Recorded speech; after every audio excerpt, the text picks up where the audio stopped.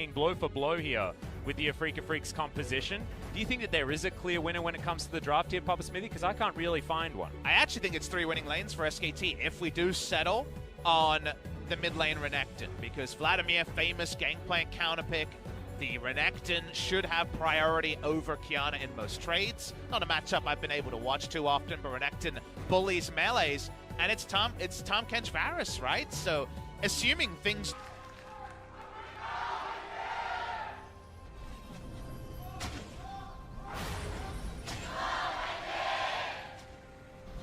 T1 fans in full voice here in Lowell Park that is full up for our best of 3 here today. The wildcard always been a best of 3, sort of how it works out. As Faker playing Renekton for the first time today, but Papa, how many times has he played Renekton in the mid lane in all time? I can't remember. I want to say it's 0, it could be 1. It's kind of where we're at in terms of a pick like Renekton mid, a very edge meta pick. But Faker's played a lot of stuff. Played Darius bot lane, right? He has. That happened. That's a match that I cast, and it was an interesting one. I remember I was there for that one as well. Our observers were heroic in that series, moving the icons around. Let's have a look here. I do actually have the ability to jump through the stats, and I believe it is his first Renekton mid lane game. So another newbie for Faker here. But Afreeca versus SKT, a long-time rivalry that's come through playoffs and has been around. I actually want to zoom out even more, and we do have Coma versus Nofei today, which is a really fun rivalry. The first ever LCK split was GE Tigers versus SK Telecom T1 in the final, and that was when, famously, Nofei kind of talked some mess about Coma and tried to get a lot of trash talk going on there, and then got 3-0 slammed by Tom and the subs. Easy and Tom put them in the dumpster then. So it's a long-time rivalry, and 2 of our kind of most prominent coaches here in Coma and Nofei. A rivalry renewed 4.5 years later with a big change in squad from the GE days to Afreeca Freecs. Well, let's see how Afreeca can do as far as starting off the momentum as the young guns, and see whether SKT can just do the SKT thing, Senin getting his headbutts off here at level 1. And Afreeca probably should be fine attempting to nullify this, but I like that you mentioned that the Varus Tahm Kench should have a really easy time. The Ezreal Alistar basically doesn't do a whole lot for a very long time unless they get jungle help, so it should be pretty comfortable here for Teddy and Effort. Honestly, this is a really, really powerful draft from SKT. They don't often go this way of counterpicking multiple lanes and getting priority in multiple lanes, but I believe they've gone there here. Wow, okay, Yuko. But Qiyana, unexplored champion in a lot of ways. Press the attack. Renekton is literally saying, camp mid, please, Skarner. And there will be times where that can happen. Qiyana is very, very powerful on 9/16 and pretty unexplored in terms of LCK games. Well, you can see Dread in between Clid and Faker right now. Doesn't quite have vision, but is just going to wander over here. Doesn't use the Blast Cone and is going to get rid of that Spire, as now Clid knows this is terrible. No more Spire for that attack speed, and is just going to get bopped out of this one. A lot of damage, aiming, thinking about eating over that wall, but at least now he remembers that the nerf is there. Isn't going to be going overly aggressive, but now at least going to get good lane positioning. And already the Gragas being a bully against the Skarner, something that SKT fans should have been fearing at the beginning of this game. We'll take a little bit of time before Khan is able to do his Vladimir thing against GP, so at least this is an early lane where Afreeca will have a bit of priority. But kind of come level 7, level 8, that's where things really start to look good for SKT. The Ignite pressure is probably some of the reason that the mid lane roam was so easy for Afreeca Freecs. It's one of those things like Ignite versus Teleport. It's very clear where the battle lines are drawn in terms of what they do in terms of skirmishing. And for now, at least, Faker has been respectful. TP's back in. Got a Ruby Crystal, but wanted to get a buy-in either way. And Clid really wanted to get a Rift Scuttler as well, but he's been double scuttled this game against Dread.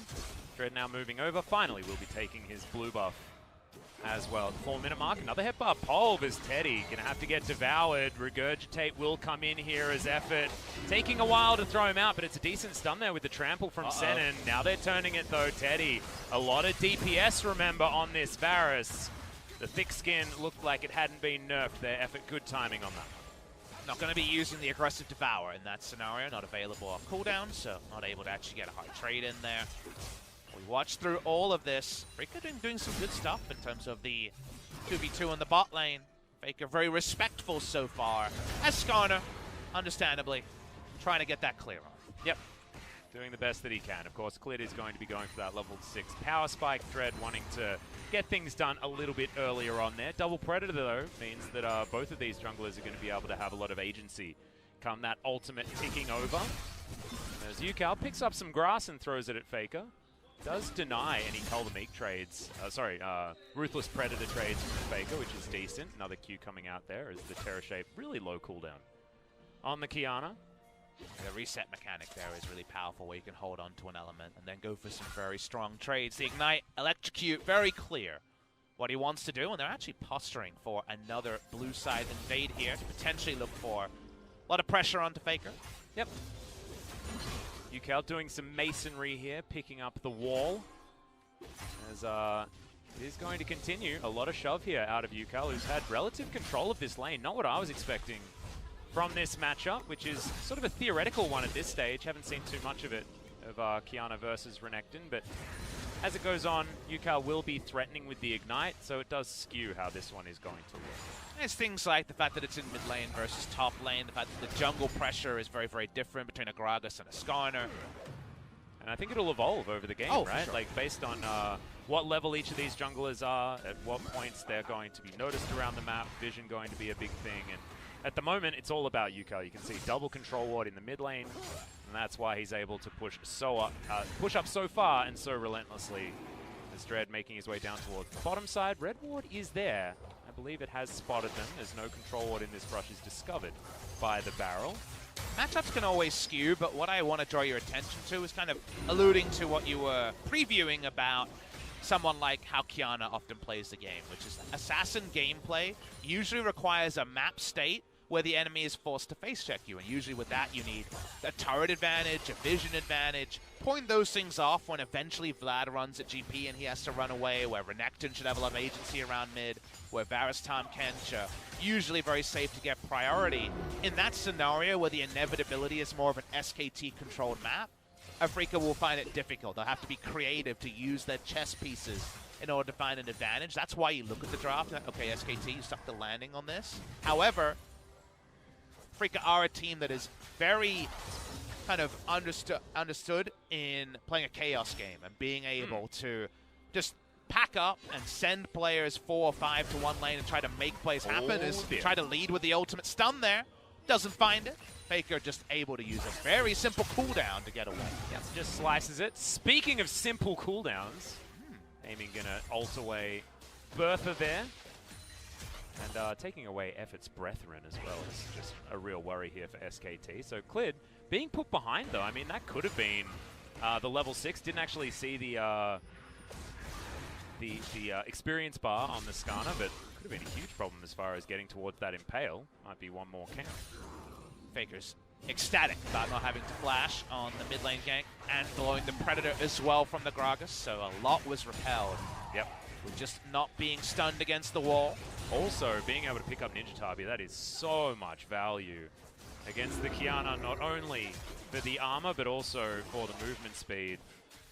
To me, a lot of this, how this game plays out, is kind of just the natural ebbs and flows of laning phases. For example, let's say that Afreeca had a winning duo bot lane in terms of priority, which you wouldn't rate Ezreal plus Alistar in this matchup. Yep. Then you push in bot, you walk over to the Drake multiple times, and then suddenly SKT's contesting River against a champion who is broken in the River. Qiyana's incredibly strong with how her ult synergizes with all the different walls around a Drake. But because they don't have priority, it's less likely they're going to be face-checking Qiyana trying to walk over the Drake, because right now, the River control on the bot side is SKT. It's another thing where Qiyana's effectiveness is dulled a little bit, and it does play into the SKT playbook.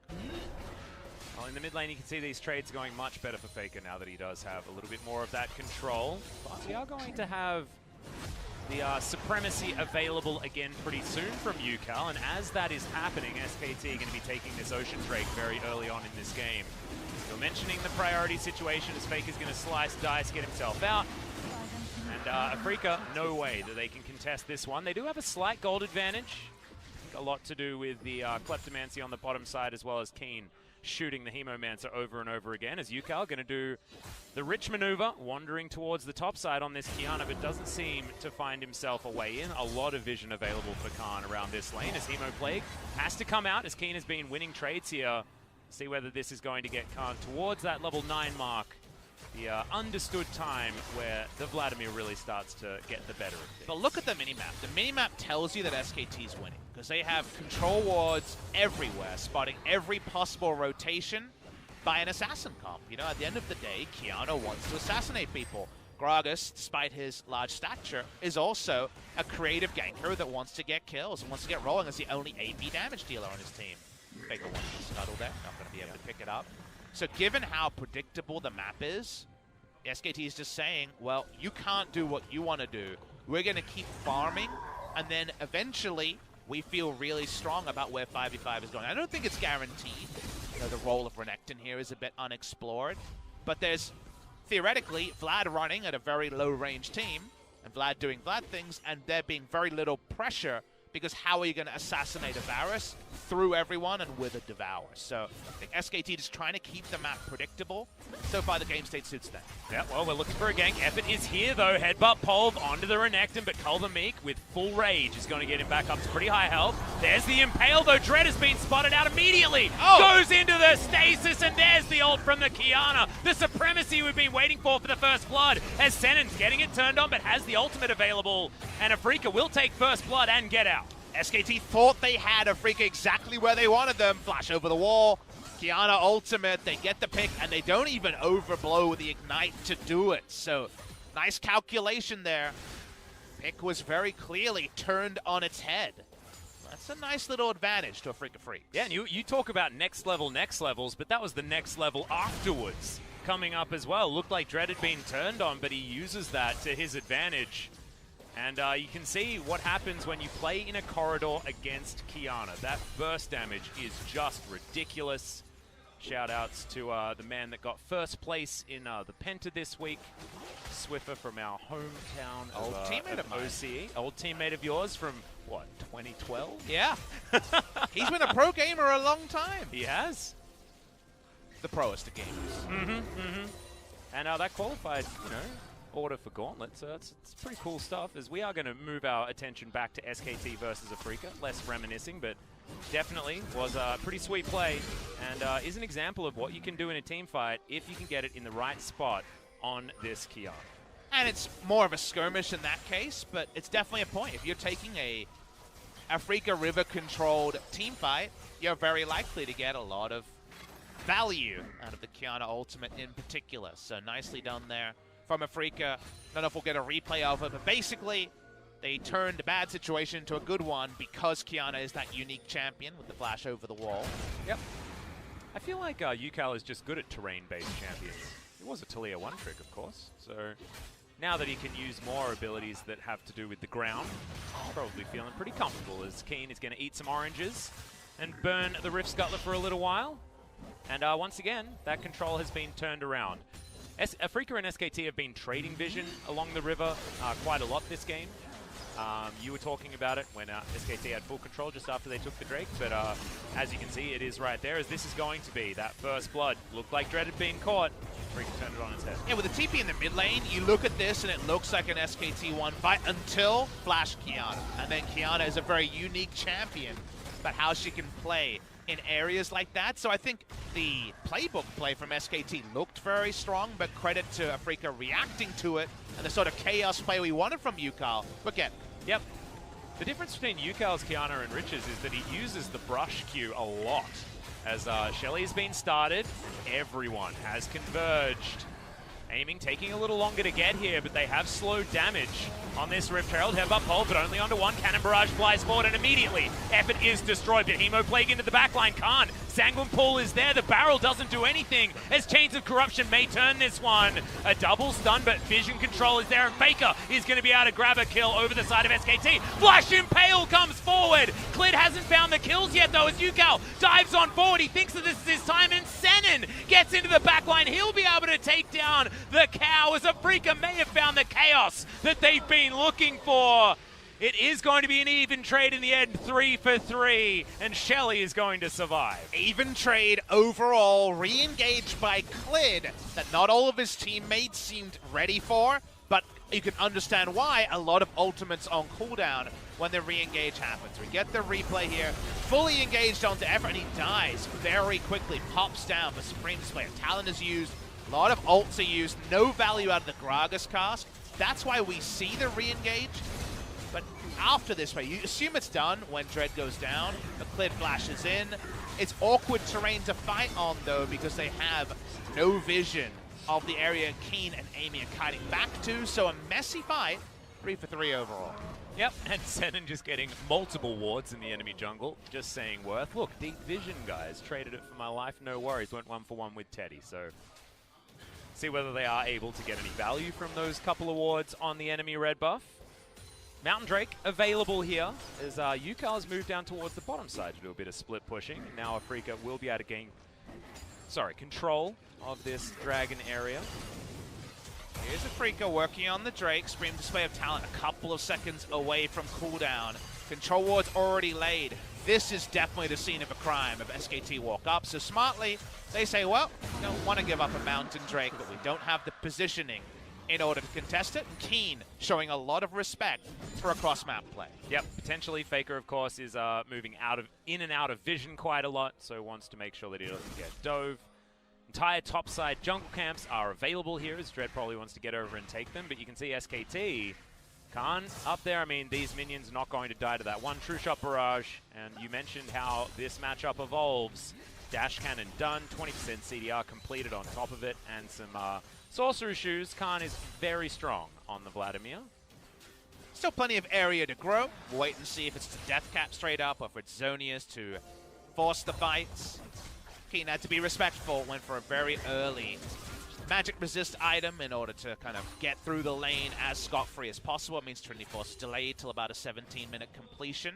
Interesting that he went for the Spectre's Cowl instead of the Hex Drinker. Often you see that as the MR item of choice on this gangplank. It does. Spirit Visage does synergize very well. And specifically, it's the fact that he will be harder to turret dive with Spirit Visage W heal. Yeah.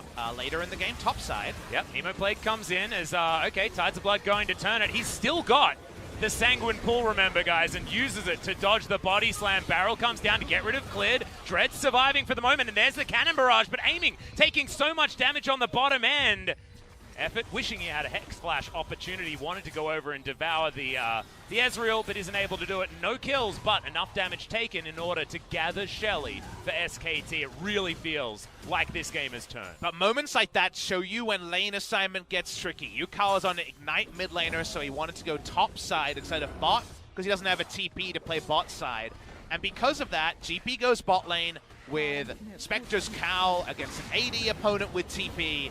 In all of the hype, the rotation happens. And speaking of rotations, looking for Keen. Yep, he's going to get stunned up there. Eats the oranges a little bit too late as the barrel comes down. Is going to be able to pop it. Wanting to turn this, but doesn't have Cannon Barrage, unfortunately. So that's going to mean that's a very dead Pirate on the bottom side. And Faker gets his third kill. Killing spree. He has never died on Renekton, Papa Smithy. There you go. 100% career no-death streak in his one game, which we're seeing right now. Spear Shojin, pretty good item on Renekton. But again, coming back to the lane assignment, they had to go with Spectre's Cow GP against an AD threat. They had to go with Yukal in the top lane against Vlad, the last person he wants to get to, because of course, very tricky to assassinate a Vladimir with W up. And because of all of that, they take a lot of damage. They will lose Drake. They will lose Rift Herald for it. They lose a bot lane kill as well. These lane assignments are so much trickier, and Yukal is in long lanes against champions he doesn't have itemization to kill, rather than with a tempo lead, getting picks on the enemy. Yeah, they have finally found some vision though, but let's have a look. This abyssal voyage that led to the death of this pirate that stuck around a little bit too long. Spirit Shojin, a cool item on Renekton. See it all the time in TFT, very rarely in League of Legends. You only really see it onto champions like Renekton, I guess Jax, if we ever do see him. And you know, after the buff, we might see him. Keen is a pretty big Jax player, we'll remember. Yeah. Later in this series, so because of that, we got a lot of Jax junglers as well. Yeah. As Canyon. Probably can't get it from the jungle as easily, right? Yeah, not so much. That being said, would be fun. See what he's going to do is Freecs have moved over towards the top side of the map. UCal getting a little bit of help to try and take down this turret. But speaking of taking turrets down, Shelly is going to join the jungle top duo of SKT. That should allow the tempo to be matched and possibly beaten as they take down a turret also. It is neck and neck between these two squads. Mountain Drake versus Ocean might make you feel like Afreeca are a little bit ahead, but if SKT can really allow this game to be all about them, then the Mountain Drake becomes irrelevant. Scary moment now as Khan is so strong on this Vladimir. That's the issue, Atlas, is I think the game naturally, with the comps we have, is going to be about what SKT want to do, and very much Afreeca has to be, you know, the Generation X, what about me, make it about themselves with a mobile control ward, a mobile lineup. I mean, look at the Dirk evolution item we do see. It's Edge of Night coming through from Qiyana, just hoping to get a positive burst trade and then deal with a low health bar, but a kill afterwards. Well, we'll see whether they can line up these fights. And this is the area that they want them as Khan. Not going to face check as Blast Cone just going to be taken there from UCal to make sure that SKT can't use it. Keen moving over. Remember, this is the artillery composition. If UCal can land his supreme display of talent, then there's a cannon barrage on top of it. That's about a bajillion explosions in an area for the Afreeca Freecs. It really does mean that they have to fight in the right areas to get the most out of this composition. And right now, around these Drakes is a really good opportunity for that. Unfortunately, it's a Cloud Drake, so SKT not really feeling like they have much onus as far as contesting. And they can instead move towards this mid lane, fight in a little bit more open territory that they can name themselves. Khan waiting for a TP here on the Vladimir. They do not have eyes on UCal, but understandably, they expect him to be around the area that they in fact do ping. Yeah. That being said, they don't spot him at the moment as he moves out and now has been spotted. The rest of SKT converging. A teleport is going to come forward as Khan makes his way towards the top side, finds a 4-man emo plague. Gigantic damage, but there's the supreme display of talent, not actually getting the value that it wants as the cannon barrage is very late. UCal survives for a while, but eventually will go down and aiming. Just can't find the skill shots. Flashed on and obliterated by Faker as Keen is running for the hills. He's seen these abyssal voyages, not quite able to get the damage. Yes! The passive enough in the end, but it's only a very small cherry on top of an SKTK. It's an SKT pie, 5 for 2 against Afreeca Freecs. We talked about how difficult it would be for an assassin to bend the enemy to her wills.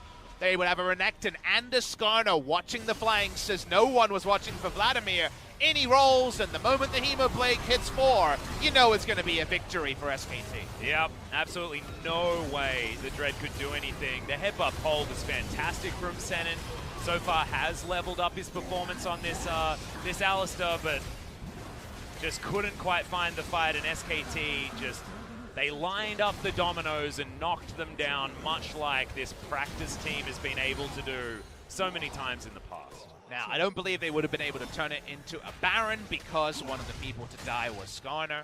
That's an important thing to remember. Speaking of, only QSS on the side of Afreeca is Ezreal, but they have Alistar and GP who have their own ways to get away from the suppression. So main person to watch here is Gragas. Basically, if you can ult him when he body slams in, then that's the person you're going for, because suddenly Gragas will die instantly before he can even get to stasis. Small to remember there. Only a 2,000 gold lead. How are Afreeca going to enact this chaos? Dread, the last person who's going to be able to do that. Yep. Aiming once again, pressing his E towards the enemy. And remember, it is an enemy Skarner as well. So we have to remind you guys of aiming's tendency to E into brushes they have no vision of. Has been a problem for him. We'll see whether the late game is going to be something that aiming can find some redemption in.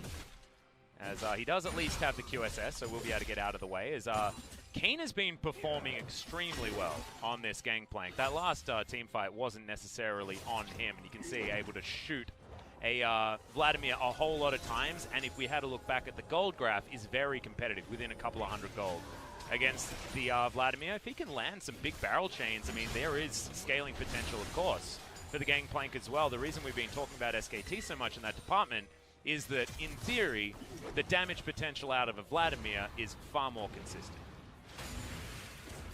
Peaks in performance for Afreeca are still impressive, but how do they get it? What does it look like when it starts, when map control is so hard for them to get, is the part that gives us pause, right? And then you see moments like Yukal shadowing a 2 levels over in Vladimir. Well, it's not going to work out too well for Yukal. No armor yet in the build from Khan, holding on to Zhonya's for later, wanting to just wreck the backline with this position. And this is the sort of game where I actually like the Hurricane Varus, because he has so many different ways he should be safe. Like, the fight where Kiana gets to him, there were bigger problems along the way than whatever itemization he bought.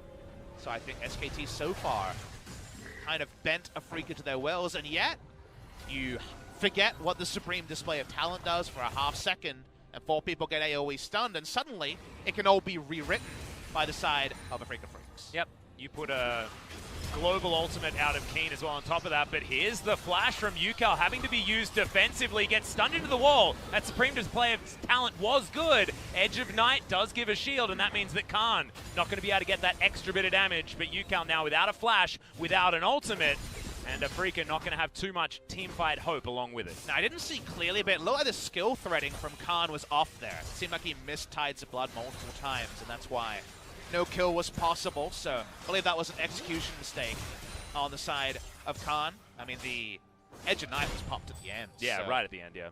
Meant that the like follow-up kill wasn't happening. Yeah, it just seemed like a mistake there from what I could tell, but it wasn't as clear. QSS done for Kiana, but that's a lot of not Dirk, you know? Like, Edge of Night is a bit pricey when it comes to the Dirk items. The QSS is the same value as a Dirk, basically, so at the end of day, Yukal has been cutting down damage in order to, I guess, guarantee playmaking, but he's going to need friends in order to have the damage behind it to make it work. And also, Faker's itemization is super comfortable into it as well, so he's happy to head into a lane. We'll have that GA almost done, and 2 armor items is about enough to deal with the double Dirk. Tabbies onto the Varus as well, so a lot of incremental defensive itemization. All right, Dread just going to get pounced on there by Faker as Baron gets very angry. Oh, the last auto, he is dead! Oh my god, he had Zhonya's! He should have Zhonya's, it was mid-flight. I don't understand that one. I could tell he was dead. He should have told us. Now suddenly they're boned when it comes to Baron smites. Yeah, and SKT going to move over and look to take it. This is dangerous though. Remember, a Baron pit, pretty good time for a Cannon Barrage and a Supreme Display of Talent, but Yukal is going to have to show it. Aiming, feeling pretty safe here, but remember, Faker can close distance pretty effectively. He's taking a lot of damage, though. SKT with 5 members now in the area. Afreeca looking like they will be trying to fight. Dread is going to be up 8 seconds. He's never making it to this fight. As Chains of Corruption comes down, Yukal diving into the backline, gets himself the Supreme Display of Talent, but the explosion not quite big enough. Faker is going to go down, though, is now aiming, getting turned on. The Hemoplague's huge. The last Tides of Blood going to be enough. Double kill coming in for Khan. He threaded those abilities just fine. And SKT will take the Baron and a huge advantage in game number 1. Here comes Dread, front row to see the bad news. He's re-engaging. That is a 3-man body slam as Khan into the Sanguine Pool. It's not even going to die. Insult, meet injury. SKT in the driver's seat, over double the kills now after that run of play. And this should be the moment that guarantees SKT the Game 1 victory. Here's the closer. Here's the replay of how it all started. Faker just says that's a lot of autos onto a turret, and it was a nice assist coming through from Skarner. He's the one who actually started up the Baron, but this should have been easy. Zhonya's, like, it feels bad to Zhonya's in that spot, and there's a chance you die anyway, but if you do die, you ain't got no unsealed spellbook, so Baron becomes hard. And what you'll notice about SKT, they weren't rushing down Baron. They knew how long it would take Gragas to get back. They were just focusing on, hey, when do we peel? When are we going to see this assassin over the wall? And when she comes in, damn, do we have some crowd control to bring her down. Yep. And they dealt with it very, very nicely. We're going to see in the picture-in-picture, I believe Khan just soloing down the Ocean Drake, as this was a real tilter for the Afreeca players. I mean, Khan surviving on about 0 health with that Sanguine Pool. Oh, the baby. desperation He's got some light reading, baby. So much light reading. Even has the Morellonomicon to sift through as well. Don't tell LS about it. And I believe the title of that book is This Is How SKT Make Worlds, because if they win this matchup, The only way they miss Worlds is if a team beats Griffin in the final and Griffin goes on circuit points. So when it comes to circuit points, Dumb won previously. If SKT had lost, only needed to make the final to get through on circuit points. If SKT win this best of 3, then they are much more in control of at least second place. Yep, they're guaranteed making it in there. As Khan not going to be so lucky just yet. Remember, holding onto the pool for a long time. He wanted to kill Dread, who this time finds the Zhonya's button. And that's 1 versus 4, and Khan just wanders away. Phase Rush pretty strong in that department, and SKT will break open the base most likely, as Teddy moves on over with a hell of a lot of attack speed. UCal lying in wait, but 1 versus 4, what are you going to do? Absolutely nothing. This is the scaling issue of Assassins from behind. Very hard to find your moment, but SKT moving themselves back. UCal finds a brush as Faker going to face check him. And there's the headbutt pole. Cannon Barrage coming in as well, not doing a heck of a lot of damage as Teddy takes a small spattering of damage, but otherwise not too much. Even Blake's still on cooldown, so SKT posturing more than really trying to assault this inhibitor. It's about 50% HP for now. Yep, but the base is actually broken. Being able to take down that turret just enough for SKT. They've got 30 seconds left on this Baron buff. 8,000 gold, all of a sudden the lead. This was such a close game up until that Baron, and where everything went wrong for Afreeca. Clid gets the flash, gets the impale, and that is a very dead Gragas. I believe Zhonya's was even on cooldown at that stage. And SKT, it's feeling very elementary. Khan, he knows this feeling, but this time he's got backup. Effort is going to make his way in. Faker teleported, gets into the backline. Cull the Meek to get all of his health back. As Keen has to eat oranges to get out of the way of the open maw of this crocodile. Teddy moves over as well, and Afreeca just can't do anything. This is the tower we prepared earlier. Khan has a pull that he's going to utilize here. And Teddy taking matters into his own hands, sidestepping the Mystic shots beautifully. He's and a second inhibitor is going to go down. He's frontline just to zone away Afreeca from punishing the melee auto attackers from taking down the inhibitor. So 2 inhibitors because Teddy showed a lot of aggro inviting in the front lines. Very nicely done by SKT. They knew their role, they executed it, and Clid does exactly what we mentioned. Just go for Dread. He's the only person you can lock down easily. Yeah, and the barrel seemed to have not found Clid there at all. It must have been Clid getting out just a little bit too far with his Predator, as well as a few of the items that he has for boosting his movement speed, Righteous Glory being one of them. Sadly, Vladimir hasn't had any time to do any more reading because he's been running away from enemies with Phase Rush the entire time. He just wants to get home and go to bed so he can put up his feet and get into a good book. He's only 15 pages away from the end. Oh. He'll get there. He'll get there. Imagine if it was like Harry Potter or something, you know, and he was waiting for that cliffhanger. Which is your favorite Harry Potter book? My favorite is number 5. Me too! It was my most hated when I first read it. Oh, that means I hate you. Well, no. It was the most hated when I first read it, and then I grew up a little bit, because I was very young when I read Harry Potter for the first time. I grew up a little bit and realized that storytelling in that book was absolutely amazing. Goblet of Fire is the one we're talking about here. Is Khan No, Order of the Phoenix. Order of the Phoenix. That's right, Order of the Phoenix. You're right. As, yeah, Keen, we are trading a lot of abilities here. Ultimate finally comes down as Keen getting it turned on. True Shot Barrage not going to be enough. Keen going to flash, gets out of the tighter blood range just barely at the end there. This is working out in favor of SKT. Aiming had to be pulled over. That man advantage that we talk about with these sort of pushes when you have a lead like this is with SKT as UCal. He's just trying to find his way in. Faker has to go into his Zhonya's, as he is going to get knocked down to the Guardian Angel. Now, UCal moves his way in, still hasn't used that ultimate just yet. Does eventually throw it down, but it is not going to be enough, as Effort is going to get turned on. He's going to have to flash, has himself the thick skin, but remember, doesn't last quite as long now as Aiming wants to find the Mystic shot, is going to be able to do it. After a cheeky E, and now Baron could be available for the Afreeca Freecs. It is not over yet. They're trying to force it around Baron. No TPs to try to backdoor. Look at the base. It's in, it tatters, but there's no way actually for SKT to turn on to that. Sometimes you have to all in, as the Baron should just be taken. The Mountain Drake is going to be the trade that SKT accept. And understanding your limits is certainly something here. And SKT, with only 3 members, weren't able to challenge Afreeca. So this game, well and truly, back in, as 2 minutes now on these inhibitors, 3 minutes on the Baron.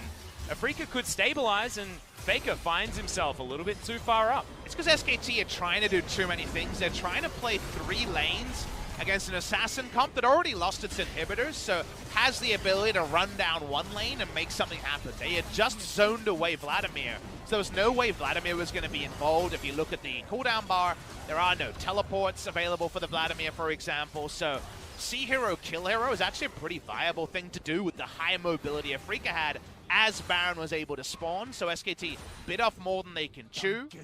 What is the Baron going to do? Most likely it's going to extend the game till beyond the minute 40 for both inhibitors to respawn. That's not my memory. You can see in the bottom left of the screen the inhibitor respawn timers. This is basically a we will not lose the war of attrition, no inhibitor turrets up, 3 inhibitors down scenario. Can't really be much more than that, as SKT going to park everyone topside and try to engineer a way to not fight against Baron, but find a way to get this last inhibitor. Yeah. Trying to spread the map out, are SKT, not allowing Afreeca to utilize this Baron very well because they are still ahead. 7,000 gold approximately the lead. Here for SKT. 2,000 Baron power play though, and this is going to be Afreeca avoiding that 10,000 gold gap that we talk about being such a big wall to come back from, especially with a composition like SKT's and a Vladimir like theirs as well. That's 6 items on Khan at the moment. Got a really cool hat that he can wear to keep the sun out of his eyes while he's got the pages open of his cool books. Waiting over to the side. Being proxied away by Yukal, and if Yukal can keep Vladimir out of the fight, he's doing his job. That'd be a great trade of effectiveness, given that Yukal's got a pretty dull blade. Well, that's a Chains of Corruption landing there. Faker looks for his way in, but Dread is going to use that Zhonya's. Khan finds his way into the backline. Baby! Oh my god! The explosion of damage. Ezreal was there for a second, gone the next second. Unbreakable will, but I believe it's going to be broken now. Yukal comes in and says, guys, where did you go? I was looking for a flank, and this is just a 1 versus 3. He is mopped up easily, sliced, diced, prepared for dinner. And SKT looking for the game #1 win, and they'll find it. Nexus turrets will be taken down. Afreeca, they found that surprise Baron at the end, but not quite enough as the Nexus explodes. And